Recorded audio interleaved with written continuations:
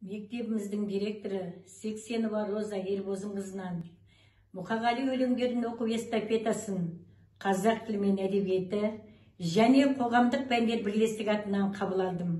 Мен Қалима Нұрлыбекова, Ағиық ақын Мұқағали Мақатаевтың «Пай-пай өмір» өлеңін оқып берейін. Пай-пай өмір, өтесің-ау бір күні, тиярсың-ау қуанышты күлкіні. Өмір деген бір жарық кеткен найзағай, өмір деген көк аспанның күркірі. Пай-пай өмір, өтесің-ау бір күні, болмағандай, жүрмегендей сенде біз, кетеміз-ау, әй кетеміз пендеміз. Ұрпақтарға береміз де кезекті, кетеміз біз, кету үшін келгенбіз. Өмір деген бұйым емес қолдағы, өмір дейтін ұлы бекет жолдағы. Қаның кеуіп қаталаған кезінде, суысыныңды қандырсаң бір болғаны. Күнде мынау, аспан алау, даланау.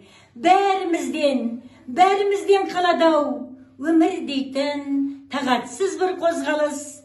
Өмір дейтін өлемін деп қарамау. Осы эстафетаны жалғастыру үшін кезекті орыс тілі мен шет тілдер бірлестігіне жолдаймын.